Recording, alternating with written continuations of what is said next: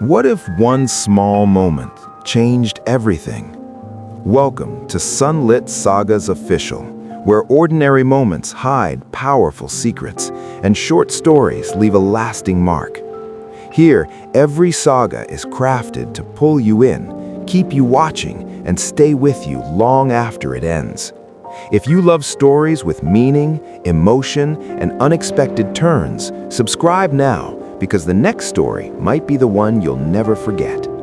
But before the story begins, ask yourself this: how many moments in your life felt ordinary until they weren't?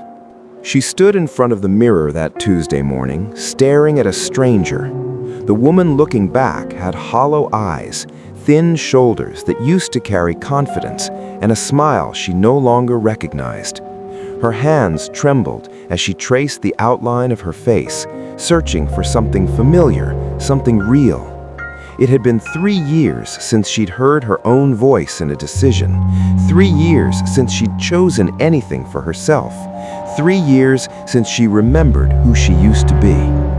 And in that moment, standing in that small bathroom with the paint peeling off the walls, Emily realized something that would change everything.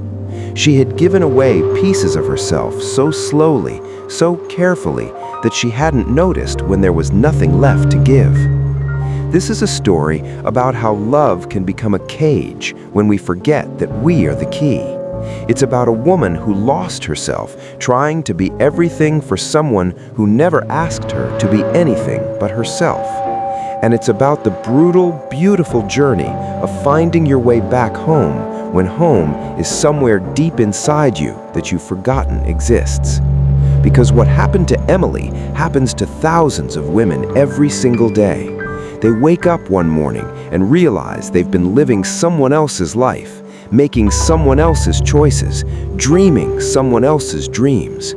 And the terrifying part, they never saw it coming. Before we go deeper, let us know in the comments where you're watching from. We'd love to hear from you.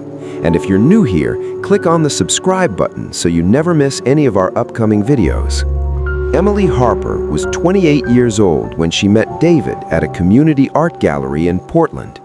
She had just finished her teaching degree and was working at a local elementary school, spending her evenings painting watercolors that she'd display at small weekend markets. Her apartment was tiny, but it was hers.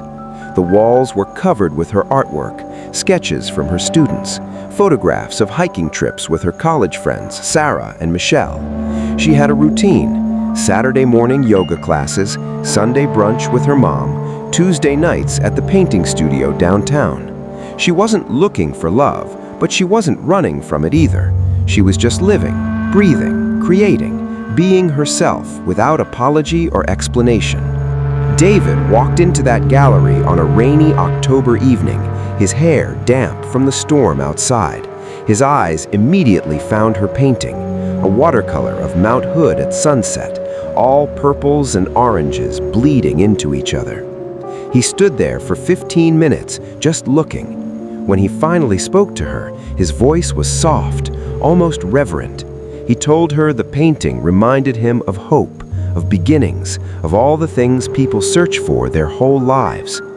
Emily felt something shift in her chest, something warm and unfamiliar. He was handsome in that quiet, understated way. Brown eyes that seemed to really see her, a smile that made her feel like she was the only person in the room. He bought the painting that night and asked if he could take her to dinner. She said yes without hesitation. The first 6 months were magical in the way that new love always is. David was attentive, thoughtful, present. He showed up at her school with coffee on mornings when she had early meetings. He listened to her talk about her students, about her dreams of maybe opening her own art studio someday. He held her hand during movies and traced circles on her palm in a way that made her feel protected and cherished. Her friends loved him. Her mother thought he was wonderful. Emily felt like she'd won some lottery she didn't know she'd entered. This was what love was supposed to feel like: safe, steady, sure. But somewhere around month 7, small things began to shift. David mentioned that maybe she didn't need to spend so much time at the painting studio on Tuesday nights. He missed her, he said, Wouldn't she rather spend that time with him? Emily thought it was sweet at first, endearing even, so she started skipping Tuesdays, then eventually stopped going altogether. The studio membership lapsed and she didn't renew it. It seemed like a small sacrifice for something so good. Then came the Saturday morning yoga classes. David suggested they start a new tradition together, weekend breakfast instead. Just the two of them, he said, something special. Emily agreed, missing only one class at first, then two, then she stopped going entirely. Sarah called to ask where she'd been. Emily made excuses about being busy, about life getting hectic. She promised they'd catch up soon. By their one-year anniversary, Emily had moved into David's apartment downtown. It made sense financially, he'd argued. Why pay for two places when they spent every night together anyway? Her tiny apartment with the paint-covered walls became a memory. Most of her artwork went into storage. David's place was modern, minimalist, all clean lines and neutral colors. There wasn't really room for her watercolors, for her messiness, for the creative chaos that used to define her space. She told herself it was fine. This was what growing up looked like. Compromise, partnership, building a life together. But the compromises kept coming, each one small enough to justify, each one taking just a little bit more. David didn't like her going out with friends on Friday nights. It was their time, he said. Couldn't she see her friends some other day? Emily started declining invitations, sending apologetic texts to Sarah and Michelle. The gaps between their meetups stretched from weeks to months. Her mother called less frequently after David made comments about Emily being too dependent on her family. He never said she couldn't talk to her mom, he just made it uncomfortable enough that Emily started keeping the calls short, surface level, stripped of the intimacy they used to share. The teaching job became a point of tension. David made more money working in tech, and he started suggesting that maybe Emily didn't need to work so hard. The stress was affecting her, he said. She was always tired, always complaining about difficult students and demanding parents. Maybe she should take a break, focus on him, on their relationship, on building the life they wanted together. Emily resisted at first, but David had a way of making his concerns feel like care, his control feel like protection. When she came home exhausted after a particularly difficult day, he'd hold her and whisper that she didn't have to do this to herself. She could choose something easier. She could choose him. At 29, Emily quit her teaching job. She told herself it was temporary, just a year to figure things out, to explore other options. But the months passed and she didn't look for other work. David made enough for both of them, he reminded her constantly. He liked having her home when he got back from the office. He liked knowing she was safe, that she wasn't dealing with stress and chaos all day. Emily found herself filling her days with things that felt productive but weren't really hers. Grocery shopping, cleaning the apartment, making elaborate meals that David would praise with the kind of attention that made her feel useful. She told herself this was enough. This was what love looked like. The isolation happened so gradually that Emily didn't notice until it was complete. Sarah stopped calling after months of canceled plans and unanswered messages. Michelle moved to Seattle, and Emily didn't even know until she saw photos on social media.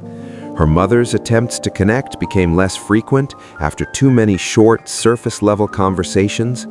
Emily's world had shrunk to the size of David's apartment, David's schedule, David's needs. She woke up when he woke up, ate when he wanted to eat, watched shows he chose, made plans around his preferences. Her opinions, when she tried to express them, were gently dismissed or reframed until she questioned whether she really felt that way at all. One evening, 14 months after moving in together, Emily suggested they go to an art exhibit downtown. She'd seen a flyer at the grocery store, and something inside her sparked at the thought of galleries and paintings and creative spaces. David looked at her with concern, almost pity. He reminded her that she got anxious in crowds, that social events stressed her out, that she was always happier at home with him. Emily opened her mouth to argue, to say that wasn't true, that she used to love galleries and crowds and the energy of creative spaces. But the words wouldn't come. Because maybe he was right. Maybe she had changed. Maybe this quieter, smaller life was who she was now. The breaking point came on a Tuesday afternoon in March, 2 years and 4 months into the relationship. Emily was cleaning out a closet, packing away winter clothes, when she found a box she didn't remember storing. Inside were her watercolor brushes, tubes of paint dried and cracked, a half-finished canvas of the Oregon coast. She pulled out a sketchbook and flipped through pages of drawings she'd made years ago. Self-portraits, landscapes, abstract designs that captured emotions she couldn't name. And as she sat on the floor, surrounded by remnants of who she used to be, something broke open inside her chest. She couldn't remember the last time she'd painted, couldn't remember the last time she'd done anything just for herself, just because it made her feel alive. She couldn't remember what her own voice sounded like when she wasn't filtering it through David's preferences, his concerns, his gentle guidance that always somehow steered her away from herself. She looked at the self-portrait she'd drawn 3 years ago. The woman in that drawing had fire in her eyes, confidence in the tilt of her chin, wildness in the messy hair and paint-stained fingers. Emily touched her own face and felt tears she hadn't known she was crying. That night, when David came home, Emily told him she wanted to take an art class. Just 1 night a week, she said, keeping her voice steady even though her hands shook. David's response was immediate and predictable. He was hurt that she'd rather spend time away from him. He was worried about her spending money they didn't need to spend. He reminded her that she'd quit art before because it stressed her out, because she was happier without that pressure. And then came the words that finally cut through the fog. He looked at her with those soft brown eyes and said, with what sounded like genuine concern, "Emily, I just think you need to accept that you're not the same person you were back then. And that's okay. You've grown up. You've changed. This is who you are now." Emily felt something inside her snap, not loudly, not dramatically, but with the quiet finality of a door closing. Because she realized in that moment that David was wrong. She hadn't grown up. She hadn't changed naturally, organically, the way people do as they experience life and learn and evolve. She had been erased. Piece by piece, choice by choice, she had given away every part of herself that made her who she was. And David hadn't just let it happen. He had orchestrated it, encouraged it, guided it with gentle hands that felt like love, but worked like chains. She didn't argue with him that night. She nodded, said she understood, went to bed beside him like everything was fine. But inside, something had woken up. Some part of her that had been sleeping, silenced, suffocated under the weight of being whatever David needed her to be. That part was screaming now, demanding to be heard, refusing to be quiet anymore. The next morning, while David was at work, Emily called her mother for the first time in weeks. Really called her, not the short, surface-level check-ins that had become their routine. Her mother answered on the second ring, surprised and careful, as if she was afraid to say the wrong thing and make Emily disappear again. Emily asked her mother to tell her who she used to be. She asked about the girl who spent every summer painting in the backyard, who talked for hours about wanting to teach, who couldn't sit still during family dinners because she was too busy planning her next adventure. And as her mother talked, her voice breaking with relief and something that sounded like grief, Emily wrote it all down. Every memory, every detail, every piece of herself that she'd forgotten existed. She called Sarah next, leaving a voicemail because Sarah probably didn't even recognize her number anymore. Emily apologized for disappearing, for choosing a relationship over friendship, for becoming someone who broke promises and canceled plans. She asked if they could talk, if it wasn't too late, if there was any chance of rebuilding what she'd let fall apart. Sarah called back 20 minutes later, her voice thick with emotion, saying she'd been waiting for this call for over a year. Emily spent the next 3 weeks researching what had happened to her. She read articles about coercive control, about how manipulation doesn't always look aggressive or obvious. She learned about something called perspecticide, the systematic elimination of a person's point of view until they can't remember their own opinions, their own feelings, their own identity. She read stories from other women who described experiences so similar to her own that she felt less alone and more terrified at the same time. Because she realized this wasn't rare, this wasn't unique. This happened to educated, independent, capable women every single day. Women who thought they were choosing love when really they were choosing erasure. David noticed the shift. Of course he did. Emily started saying no to small things. She started expressing opinions that contradicted his. She stopped apologizing for having feelings. He responded the way she knew he would, with hurt and confusion and concern. He accused her of changing, of becoming someone he didn't recognize. The irony of that statement almost made her laugh. She told him she was changing back into the person she'd been before him. He didn't understand. He genuinely seemed hurt, genuinely confused about what he'd done wrong. And that was perhaps the most tragic part. David probably didn't even see his manipulation as manipulation. He thought he was protecting her, guiding her, loving her the best way he knew how.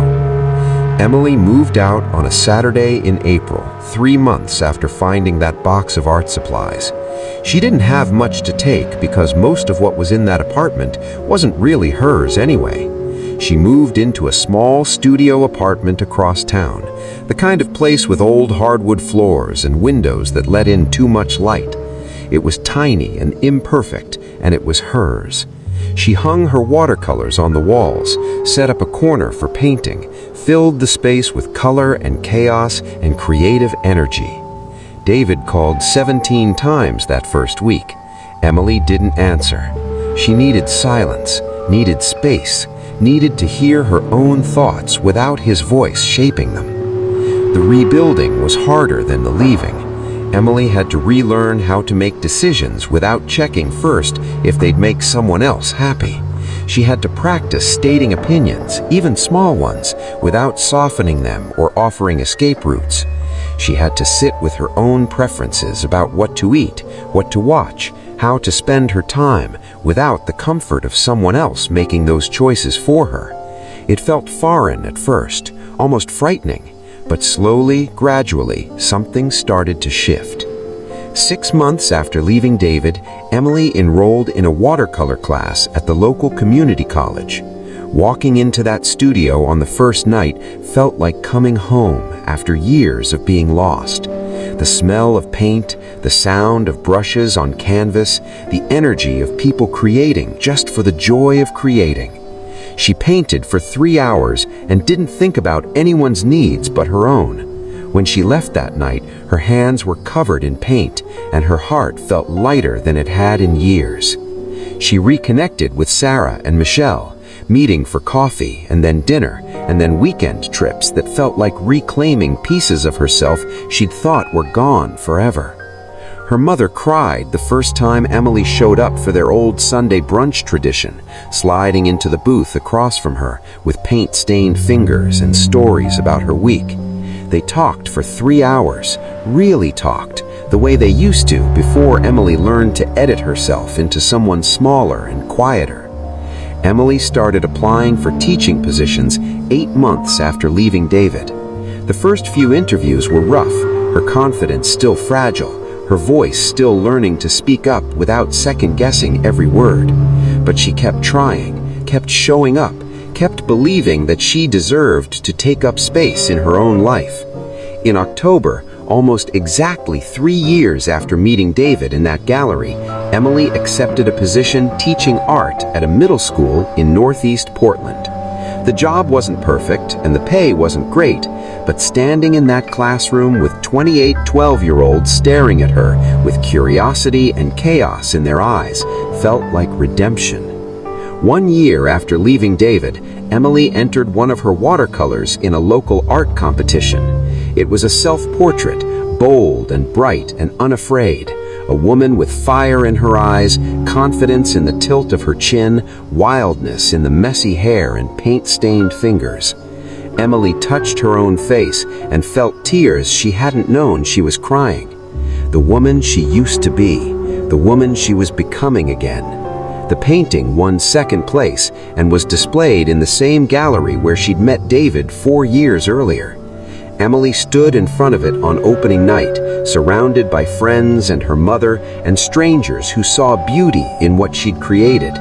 And she realized something profound. She had spent 2 years losing herself for someone who never actually loved the real her, because loving someone means celebrating who they are, not reshaping them into who you need them to be. The trauma didn't disappear overnight. Emily still caught herself checking her phone to see if David had texted, still felt guilt when she made plans without asking anyone's permission. Still heard his voice sometimes, suggesting that maybe she was making things harder than they needed to be.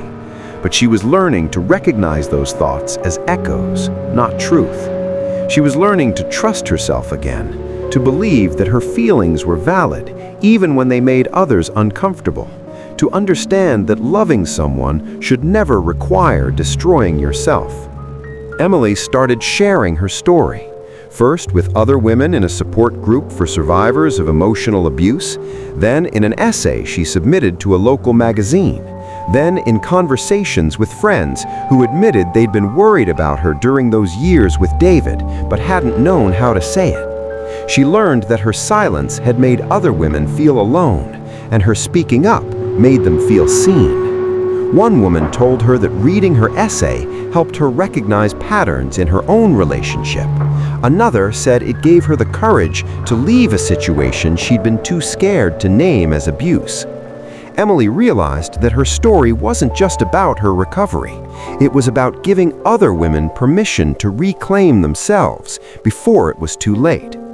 Now, 3 years after leaving David, and 6 years after meeting him in that gallery, Emily lives alone in a 1-bedroom apartment filled with artwork and plants and the beautiful mess of a life lived on her own terms. She teaches art to middle schoolers who remind her daily why creativity matters, why self-expression matters, why teaching young people to trust their own voices matters more than she ever understood. She paints every Tuesday night, not because anyone expects it, not because it serves any purpose beyond joy, but because it connects her to the woman she fought so hard to find again. She goes to yoga on Saturday mornings and brunch with her mom on Sundays and drinks wine with Sarah and Michelle on Friday nights. She takes up space. She speaks up. She says no without explaining herself. She says yes without asking permission. She's been on a few dates in the past year, testing the waters of romantic connection with the hard-won awareness of someone who knows exactly what she'll never tolerate again. Most of them don't go anywhere, and that's okay. Emily isn't looking for someone to complete her anymore. She's looking for someone who celebrates the completeness she's already found in herself. Someone who meets her as an equal, who loves her wildness instead of trying to tame it, who understands that partnership means 2 whole people choosing to walk together, not one person absorbing into another until there's nothing left but shadow. Sometimes, late at night when she can't sleep, Emily thinks about the woman she was at 28, confident and creative, full of dreams and opinions and unfiltered joy. She thinks about how easily that woman disappeared, how willingly she handed over piece after piece of herself in the name of love, and she feels gratitude, not for the pain, but for the wisdom that came from surviving it, because she knows now what she didn't know then, that love should never require you to become less, that the right person will hold space for your bigness, not shrink you to fit their comfort. That losing yourself for someone else isn't sacrifice, it's self-destruction dressed up as devotion. Emily keeps a journal now, something she started in therapy as a way to track her recovery. In it, she writes letters to her younger self, to the woman who met David in that gallery and thought his attention meant he saw her. She writes about red flags she didn't know to look for, about warning signs she dismissed as care, about the difference between healthy compromise and systematic erasure. She writes about forgiveness, both for David, who probably didn't understand the harm he was causing, and for herself, for staying longer than she should have, for giving away more than she could afford to lose. But mostly, she writes about reclamation, about the daily practice of choosing herself, honoring her needs, trusting her voice, believing she deserves to exist fully and loudly and without apology. So here's what Emily wants you to understand. If you're reading this and seeing yourself in her story, if you've been slowly disappearing in a relationship that feels like love but works like a cage, if you can't remember the last time you made a choice just for yourself without filtering it through someone else's needs or preferences, if you've lost touch with friends and family and hobbies and dreams because maintaining one relationship requires sacrificing everything else, if you find yourself constantly apologizing for having feelings or opinions that don't align with your partner's, if the voice in your head sounds more like criticism than kindness, please hear this. You haven't changed. You haven't grown up. You haven't become more mature or more realistic or more practical. You've been erased. And erasure is not love. Control is not care. Manipulation is not devotion. Leaving is terrifying. Rebuilding is hard. But living as a ghost in your own life is unbearable. You deserve to take up space. You deserve to speak up. You deserve to be loved for exactly who you are, not for who someone needs you to become. And if someone can't love the fullness of you, the messiness of you, the bigness of you, then they don't deserve access to any version of you, because you are not a rough draft to be edited and refined until you're palatable. You are already whole. You were always whole, even when you forgot. Think about Emily's story. Think about the woman who walked away from teaching and art and friends and family because one person made his needs feel more important than her entire existence. Think about how easily it happened, how gradually, how subtly. Think about the woman she could have become if she'd stayed, silent and small and empty, living a life that looked fine from the outside but felt like dying from the inside. And then think about the woman she is now, loud and messy and full of color, teaching and painting and laughing and taking up all the space she deserves. Now, I want to ask you something. Have you ever felt yourself disappearing in a relationship? Have you ever given up parts of yourself thinking it was what love required? Have you watched someone you care about shrink themselves to fit someone else's needs or preferences? If you've lost touch with friends and family and hobbies and dreams because maintaining one relationship requires sacrificing everything else, if you find yourself constantly apologizing for having feelings or opinions that don't align with your partner's, if the voice in your head sounds more like criticism than kindness, please hear this. Share your thoughts in the comments below. Tell us where you're watching from and if this story resonated with you, because these conversations matter. Your voice matters. Your story matters. And if sharing Emily's journey helps even one person recognize the signs and choose themselves before it's too late, then every painful moment of her recovery will have served a purpose greater than her own healing. Remember this. You are worth fighting for. You are worth reclaiming. You are worth the messy, difficult, terrifying work of becoming yourself again. And you are never, ever required to lose yourself for love. Because real love doesn't ask you to disappear. Real love celebrates your presence. Real love holds space for all of you, the big parts and the small parts, the light parts and the shadow parts, the easy parts and the complicated parts. Real love says, I see you, all of you, and you are exactly enough. Subscribe to our channel for more stories that matter, stories that challenge you to think deeply about relationships and identity and the choices we make in the name of love. Hit the notification bell so you never miss a video. And if this story touched you, if it made you think or feel or question or heal even just a little bit, share it with someone who needs to hear it. Because somewhere right now there's a woman standing in front of a mirror, staring at a stranger, wondering how she got here and if it's too late to find her way back. Let her know it's not too late.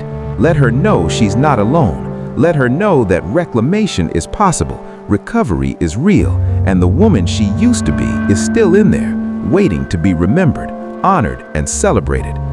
Thank you for watching. Thank you for being here.